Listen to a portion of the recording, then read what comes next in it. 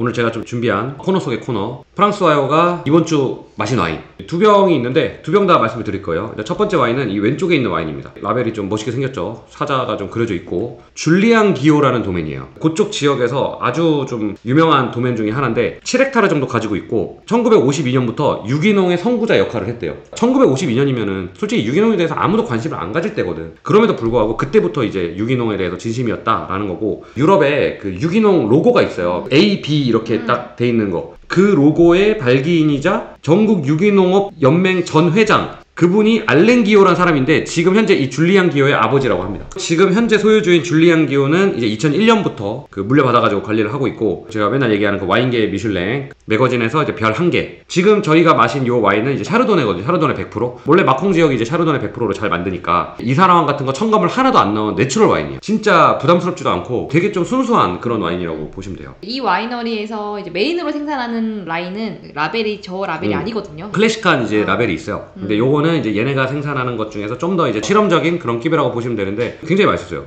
가격이 얼마 정도 했는지 기억이 안 나요. 비쌌던 거는 80유로 정도 했던 것 같습니다.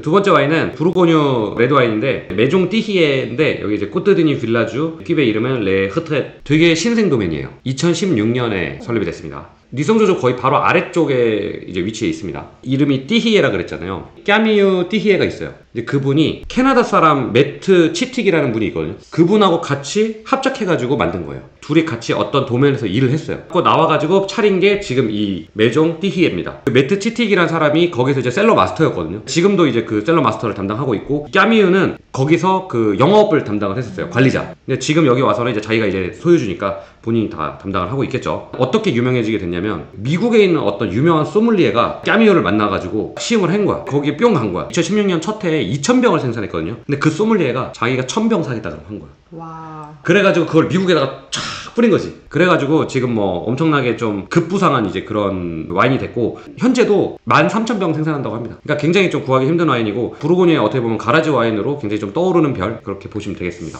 그냥 저의 의견인데 프랑스에서 요즘 좀 화두가 되는 와인들, 가라지 와인이 좀 많은 것 같아요. 특히 부르고뉴 쪽에서 완전 소량 생산으로 해서 본인이 포도밭은 없지만 포도를 맞아. 사서 만드는 곳, 아니면은 진짜 밭 조금만 해가지고 이제 하던지. 소량 생산이 대세인 것 같고, 그 플러스 외국인이 한 명 껴야 돼. 일본인이 됐건 미국인이 됐건 독일인이 됐건. 왜냐면 그게 되게 좋은 점이 두 나라의 시장을 노릴 수 있는 거잖아요. 맞아. 그럼 입소문이 나면서 이게 좀 인기가 많아지는 것 같아요. 그리고 그런 생산자들의 특징이 뭔지 아세요? 경험을 다양하게 했다는 거예요. 프랑스에서만 경험한 사람이 거의 없어요. 요즘에 좀 힙하고 그런 잘 나가는 가라지 와인 생산자들 보면은 신대륙 중에서도 남아공, 미국, 호주, 거의 요 세 개 나라를 경험을 안 한 사람이 없어요. 뉴질랜드까지 뭐 같이 해가지고 이런 데를 돌면서 경험을 쌓고 프랑스에 돌아와가지고 또 일을 더 한 다음에 자기 걸 차리는 경우가 많이 있습니다. 거기서 만난 인연들이 또 있을 거잖아요. 그러니까 이제 그런 사람하고 같이 합작해서 하기도 하고. 와인의 뭐 결과물도 양쪽을 다 사로잡을 수 있는 두루두루 맛있는 와인을 만들지 않을까라는 추측? 요거 같은 경우에는 저는 굉장히 만족스럽게 먹었습니다. 이건 가격이 싸지가 않아요. 이거 100유로가 넘었던 것 같거든요. 꽤 비쌌어요. 꼬뜨드니 빌라주인데 지금 또 빈티지가 2021년이거든요. 그러니까 제가 맨날 요즘 얘기하는 게, 지금 부르고뉴 만약에 좀 좋은 거 드시는 분들은 빈티지를 좀 따져야 돼요. 왜냐면 2018, 2020, 2022 이렇게 좀 좋은 빈티지, 요즘에 짝수 빈티지가 좋은데 좀 아껴 두시는 게 좋아요. 그러니까 지금 열리기가 시간이 너무 오래 걸리고 오히려 아까워. 근데 반대로 2017, 2021 서늘했던 그런 빈티지는 지금 먹기 너무 좋고 오히려 더 여리여리해가지고 좋아요. 그리고 심지어는 가격도 다른 빈티지보다 쌉니다. 2019도 중간이거든요. 2019도 지금 먹을만 합니다. 그래서 요거 2021 빈티지였는데 저는 되게 만족하면서 먹었어요. 물론 막 폭발적으로 막 향을 막 확 뿜어내고 그러진 않았거든요. 근데 굉장히 저한테는 되게 좀 순수하고 깨끗한 피노누아를 좀 잘 느낄 수가 있었다, 그렇게 표현을 할 수 있을 것 같습니다. 세 번째 와인. 요거는 이제 론 와인이에요. 코르나스. 보통 이제 론 북부 하면은 뭐 에르미타주, 꼬트로띠 그 두 개를 거의 가장 고급으로 쳐주고, 그 다음에 뭐 성조셉, 크로제 에르미타주 이렇게 있는데, 코르나스가 어떻게 보면 그 좀 중간에 있어요. 근데 요즘에는 코르나스가 너무 좀 떴어. 프랑스에서도 굉장히 좀 힙한 아펠라시옹이라고 볼 수도 있고, 여기서 잘 만드는 생산자가 너무 많아가지고 찾기가 점점 더 힘들어지는 AOC라고 보면 될 것 같은데, 그리고 크지가 않아요. 코르나스 그 자체가. 여기는 도면이 이제 기욤질입니다. 좀 알아두시면 좋습니다. 요거 같은 경우는 여러분들이 쉬라를 한번 나 제대로 알아보고 싶다 하시는 분은 요거 딱 드시면은 알 수 있어요. 이거는 제 생각인데, 코르나스가 다른 론 북부의 쉬라 중에서는 조금은 거친 느낌이 좀 있거든요. 근데 오히려 그 거친 느낌이 저는 투박한 쉬라의 느낌을 더 잘 표현해 주는 것 같다고 생각을 해요. 해요. 그러면서도 좀 오랫동안 놔뒀다 먹으면은 차분해지거든. 과실은 또 너무 좋아. 제가 진짜 좋아하는 와인이고 이게 또 빈티지가 2017이었어요. 그러다 보니까 지금 먹기도 너무 편하고 즐겨 마시는 레드 와인 중에 하나고 점점 더 구하기가 힘들어가지고 좀 아쉽고 지금 현재 한 5헥타르 정도밖에 없습니다. 이분이 저보다 나이가 좀 더 많아요. 되게 젊어요. 2002년에 본인이 20대 때 그때 할아버지한테 물려받은 밭으로 시작을 했어요. 0.5헥타르. 그리고 롬 북부에서 유명하다는 도면에서 일을 했는데 장루이 샤브, 에르미타주 끝판왕, 그 다음에 꼬르나스에 되게 유명한 할아버지가 있었어요. 로베르 미셸이라는 곳이 있었는데 이 할아버지가 2006년에 은퇴를 했거든요. 더 이상 와인이 안 나와요, 이 로베르 미셸은. 저희 한번 마셔봤잖아요. 그때 너무 맛있게 먹었거든요. 그때 2005인가 뭐 먹었던 것 같은데 이분이 은퇴를 할 때 기욤질한테 밭을 물려줬어. 혈연도 아니고 아무 사이도 아닌데. 그냥 제자였는데. 제자도 수없이 많았을 텐데 그 중에 뛰어났으니까 물려줬겠죠. 그렇죠. 진짜 믿으니까 물려준 거지. 그 정도로 굉장히 좀 좋은 와인이다. 그 다음에 뭐 요거는 좀 유명하죠. 또르고뉴. 도멘 후히에라는 곳입니다. 주브레 샹브레팅에서 아주 유명한 도멘인데 요거를 개인적으로 되게 좋아해요. 그냥 부르고뉴 레지오날 것만 마셔도 과실의 충만함을 알 수 있습니다. 거의 뭐 달다고 느껴질 정도로 과실을 잘 살리는 곳이고 옛날부터 그런 유기농 비오디나미의 진심이어가지고 부르고뉴의 특징을 너무 잘 살리면서도 복합미는 너무 좋은 그런 와인이거든요. 근데 저도 여기 프리미에크리는 처음 마셔본 것 같아요. 셰보드라는 이제 퀴베입니다. 그리고 여기 밑에 비에이빈이라고 적혀 있잖아요. 도멘 후히에는 기본적으로 대부분이 비에이빈입니다. 후히에가 옛날부터 역사가 좀 있어요. 벌써 3대인가 4대인가 꽤 오래된 도멘이야. 근데 유명해진 지는 얼마 안 됐습니다. 언제부터 유명해졌냐 그러면은 1994년에 장 마리 후히에 이분이 들어오면서 이게 갑자기 떡상을 합니다. 장마리 후예가 오면서 왜 떡상을 했냐? 다 이유가 있죠. 앙리자이에랑 같이 일을 했어요. 전설의 그 이름. 부르고뉴에서 앙리자이에가 요만큼만 스쳐도 가격이 떡상을 하죠. 같이 80년대 후반에 일을 좀 하면서 많이 노하우를 쌓았다고 해요. 자기 이제 와이너리에 돌아와서 접목을 많이 했겠죠. 많은 분들이 도대체 그럼 앙리자이에가 왜 그렇게 대단한 사람이냐? 그 이유가 뭐냐면은 그 시대상을 봐야 되는데 7, 80년대 프랑스도 와인을 만들 때 포도를 그렇게 중요하게 여기지 않았어요. 부르고뉴마저도. 그때 부르고뉴도 샴페인이랑 똑같았습니다. 포도를 만들어가지고 매종에다가 팔아요. 그러면 거기서 양조를 해가지고 만들어 파는 거야. 그러다가 지금 우리가 흔히 아는 뭐 르후아, 앙리자이에 뭐 이런 분들이 나타나가지고 와인은 포도에서 나오는 거니까 포도가 중요하다. 그러니까 포도 키우는 거에 완전 진심인 사람들이 나타나기 시작한 거예요. 포도 밭을 일구는데 엄청난 노력을 들여요. 그런 포도를 그냥 팔고 싶겠어요? 자기네들이 이제 와인을 만들기 시작하는 거지. 그러면서 점점 도멘들이 생겨나는 거예요. 샴페인이 어떻게 보면 그거보다 좀 늦어가지고 지금 RM들의 전성시대가 되고 있잖아요. 그런 거랑 비슷하다고 보시면 됩니다. 샴페인에서는 그 선구자가 누구냐? 앙셀름 셀로스. 어떻게 보면 샴페인에서 또 그걸 또 선구자 역할을 하니까는 지금의 그 씨앗이 지금 RM들한테 쫙 퍼진 거잖아요. 부르고뉴는 좀 더 그 전에 있었다는 거예요. 도멘 프리에 같은 경우는 기본적으로 자기네들 도멘 와인을 만들 때는 30년 이상짜리를 쓴다고 해요. 제가 요 프리에를 그래도 몇 번 마셔봤는데 숙성이 좀 필요합니다. 레지오날급 같은 경우는 그렇게 필요하지 않는데 최소한 주브레 샹브레팅 빌라주급부터는 지금 보면 이것도 2011이니까 벌써 한 13년 된 거잖아요. 지금 저는 시음 적기에 딱 도달했다고 저는 봤거든요, 이거를. 제 생각에는 빌라주급도 못해도 한 7년, 8년 이상은 좀 지나야 되지 않나? 그런 생각을 좀 합니다. 이게 샤를 디후라는 샹페인이에요. 그리고 빈티지마다 와인 라벨이 바뀐다고 하더라고요. 맞아요. 그래서 뭐 숫자로 뭐 1번, 2번 뭐 이런 식으로 하더라고요. 여기도 최근 되게 뜨고 있는 내추럴 샴페인입니다. 생산자가 82년생이래요. 그러니까 저보다 2살 형님이요. 이 샴페인이 꼬뜨데 바에 위치해 있거든요. 보통 샴페인 하면 몽타뉴 드 랭스, 꼬뜨데 블랑, 발레들라 마른 요 세 개가 메인이라고 말씀드렸죠. 꼬뜨데 바는 저 밑에 있단 말이에요. 그러다 보니까 약간 아웃사이더 이런 느낌이 있는데 그러다 보니까 요즘에 좀 실험적인 그런 생산자들, 좀 혁신적인 생산자들이 많이 가가지고 좋은 샴페인을 많이 만들거든요. 근데 이 샤를 디푸도 그 중에 한 명인 거예요. 꼬뜨데바 같은 경우에 피노누아를 많이 재배를 해요. 왜냐면 그 바로 밑에가 부르고뉴거든. 요거 같은 경우에는 피노누아 60%, 샤르도네 30%, 피노 블랑이 10% 들어갔습니다. 그러니까 우리가 샴페인 하면 보통 피노누아, 샤르도네, 피노미니에 3개만 생각하잖아요. 그러니까 보통 거의 대부분이 이 3개로 해요. 아까 얘기했던 새로운 실험적인 생산자들이 피노 블랑을 특히 많이 씁니다. 심지어 피노 블랑 100%로도 많이 해요. 근데 저는 개인적으로 피노 블랑 100%를 먹어봤을 때 좀 아쉽다는 생각은 좀 있었는데 요렇게 10% 정도 쓰는 거는 너무 좋더라고요. 이게 요 와인 같은 경우에도 너무 맛있었고 묵직했어요. 진하고 마시자마자 이거 저는 피노 100%라고 생각했거든요. 처음에 좀 묵직한 스타일인데 산도가 너무 좋아가지고 밸런스 좋은 이제 그런 느낌으로 얘기를 할 수 있을 것 같습니다. 처음 인상은 통통 튀면서 과실이 너무 좋아서 좀 사과 주스 같았는데 시간이 지날수록 본 모습을 보이면서 너무 맛있게 먹었습니다. 시간이 좀 필요했어요.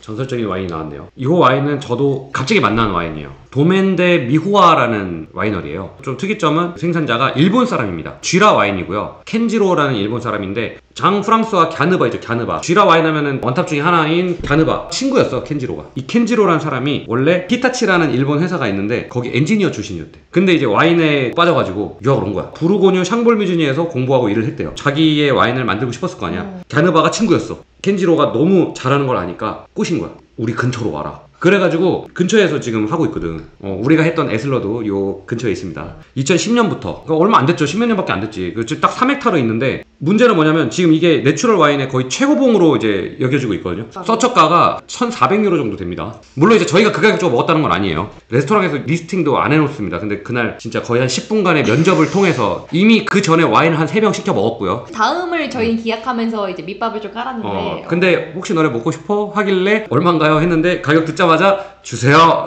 그래가지고 먹게 됐습니다. 그러니까 한마디로 아무나한테 이제 안 주겠다는 거죠. 그 사람도. 근데 이제 너무 감사하게도 이제 저희는 이제 기회가 돼서 마실 수가 있었는데 프랑스에서도 구하기 힘든데 그 이유가 있습니다. 일본 사람이라 그랬잖아요. 생산량의 80%가 일본으로 갑니다. 일본에 가야겠군요. 이걸 네. 마시려면. 여러분들이 더 마시기 쉬울 수도 있어요. 그럼요. 도쿄를 가셔야 됩니다. 도쿄를. 프랑스에도 웬만한 내추럴 바이도 없습니다. 이거는. 샤르도네 100%였고 2019 빈티지인데 너무 좋은 내추럴 와인이고 진짜 맛있었어요. 내추럴 와인임에도 뭐 그런 쿰쿰한 거 이런 거 전혀 없고 너무 깨끗하고 맑고 산도가 산도가 미쳤고 일단 사실은 좀 높아요. 쨍한 산도가 있어요. 근데 그거를 너무 잘 살렸기 때문에 다른 뭐 불편한 그런 거 전혀 없이 포도 자체를 잘 표현했다. 이렇게 얘기를 좀 할 수가 있을 것 같은데 하지만 제가 이 얘기는 드리고 싶어요. 이게 지금 1,000유로 넘게 팔리고 있거든요. 서초가 이런 데서. 그 정도는 절대 아니다라고 저는 확실하게 말씀을 드릴 수가 있습니다. 옥션을 통해서 이제 이루어지다 보니까 그런 가격이 나온 거지 절대 그 가격은 아니고 기회가 되시면은 뭐 적당한 가격에 한번 나는 너무 궁금하다. 그러면 한번 경험해 보시면 한데 좋은 내추럴 와인 많이 있습니다. 굳이 안 먹어도 돼요. 저는 어쨌든 와인 하는 입장에서 너무 궁금하니까 좋은 기회가 돼서 한번 마셔본 거예요. 도쿄에 가셨는데 만약에 좋은 기회가 있어서 이게 있다. 그러면 시도해 보시라. 그렇게 말씀 좀 드릴 수가 있을 것 같습니다.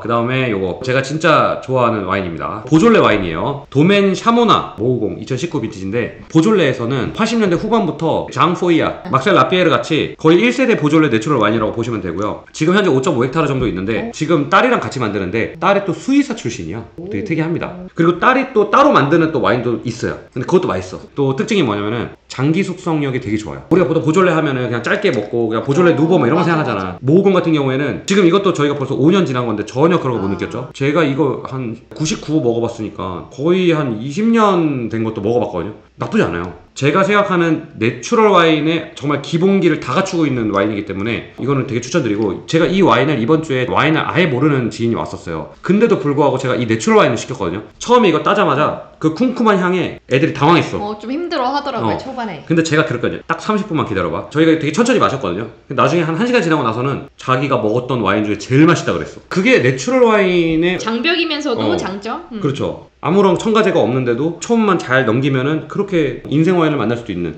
바로 그게 내추럴 와인의 장점이다. 8번째 와인. 이번 주에 많이 마셨네요. 생각보다. 그 일상 아닌가 이게? 어쩌다 보니까 이번 주에 마코네를 2병이나 마셨네. 화이트를. 이것도 이제 메종 발레트라는 도면이거든요. 샤르도네 100%인데 넘빈티지예요. 여기 보시면 18, 19, 21 이렇게 적혀 있습니다. 이 마코네에서 이 메종 발레트가 내추럴 와인으로 굉장히 유명한 곳이거든요. 처음에 말씀드렸던 그 줄리안 기호랑 이 메종 발레트를 정말 좋아합니다. 투탑이에요. 투탑. 개인적으로 저는 메종 발레트를 더 좋아해요. 산도 높은 걸 더 좋아하니까 좀 쨍한 산도를 가지고 있고 굉장히 상큼하거든요. 그러니까 진짜 잘 만든 내추럴 와인이다 라고 보시면 되고, 발레트가 이제 가문 이름인데 형제가 해요. 필립 발레트랑 바티스트 발레트. 그 다음에 이 필립의 와이프 세실 이렇게 같이 셋이서 한대요. 1992년부터 했고 한 12헥타르 정도. 마지막 와인이 바로 요겁니다. 도메는 스테판 티소예요. 한국에도 꽤 많이 들어갈 거예요 아마. 이게 쥐라 와인인데 펑키한 그런 내추럴은 아닌데 쥐라의 뭐 터줏대감 중에 하나고요. 무려 50헥타르입니다. 쥐라에서 50헥타르면 거의 뭐 내가 왜 터줏대감이라고 한지 알겠지. 1962년에 설립이 됐고요. 저는 이렇게 표현하고 싶어요. 기본적인 쥐라 와인을 잘 만드는 집이다. 쥐라 와인을 시작하는 걸로 좀 저는 좋다. 좀 표본 같은 느낌? 요거 샤르도네 진짜 기가 막힙니다. 얘네가 생산하는 크레망도 정말 맛있거든요. 티소가 부르고뉴에서 또 공부를 했어요. 그러니까 쥐라가 부르고뉴 바로 옆에 있어요. 요즘에 좀 핫한 쥐라 생산자들은 다 부르고뉴에서 공부를 많이 했거든요. 쥐라는 그냥 시골이거든. 품종도 비슷하고 하다 보니까. 이 티소 같은 경우에는 부르고뉴에서 공부할 때 부르고뉴 샤샤냐 몽라시의 아주 유명한 도멘 하모네 친구입니다. 하모네랑 같이 공부했어요. 본에서 같이 하모네랑 공부를 하면서 때로아랑 그런 샤르도네에 대한 그 이해도를 많이 익혔대요. 이분이 인터뷰한 기사를 제가 봤거든요. 크레망은 자기는 자크셀로스한테 많이 영감을 얻는데요. 쥐라는 당연히 오베르누아 전설이죠. 네, 할아버지한테 많이 배움을 얻는다 라고 얘기를 하시더라고요. 이날 마신 거는 이제 막팡드지라예요. 보통 막팡드지라는 화이트가 많아요. 근데 이거 피노누아로 만든 거거든요. 저희도 처음 봤어요. 레드 막팡은. 디저트 와인이에요. 초콜릿하고 좀 카라멜이 들어간 그런 디저트였는데 그거랑 잘 어울리는 디저트 와인 추천해달라고 했더니 요걸 주셨어요. 막방드지라가 또 생소하신 분도 있을 것 같아서 설명을 좀 간단하게 드리면은 발효를 안 한 그냥 생 포도즙 있죠. 그 포도즙에다가 마흐드지라라고 쥐라에서 만드는 또 증류주가 있어요. 포도 그 껍질이랑 찌꺼기를 증류해서 만든 증류주가 마흐드지라라고 있거든요. 그 마흐드지라를 이 생 포도즙에 부어. 그러면 어떻게 되느냐? 도수가 쫙 올라갈 거 아니에요. 그래서 알코올 도수가 한 17도 정도 됩니다. 뭐 주정 강화 와인이다. 뭐 그 정도로 뭐 생각하시면 될 것 같은데. 근데 요거 같은 경우에 저는 개인적으로 너무 맛있었던 게 섬세함이 장난이 아닙니다. 주정 강화 와인이 이렇게 섬세할 수가 있어? 우아할 수가 있어? 라는 생각이 진짜 들 정도로 굉장히 좋은 디저트 와인이었습니다. 포트 와인하고는 완전히 느낌이 달라요. 결이 좀 다르고. 결이 좀 다르고. 열흘 정도 이제 마시는 와인을 좀 보여드렸거든요. 앞으로도 제가 좀 이렇게 마셨던 와인을 좀 보여드리고 도면도 좀 설명드리고 하면서 자연스럽게 좀 와인 공부도 같이 하는 네, 그런 시간이 좀 되면 좋을 것 같아요. 다다음 주에 라이브 할 건데 그때 또 뭐 그 사이에 또 마셨던 와인들 또 소개해드리는 시간을 가지면 좋을 것 같습니다.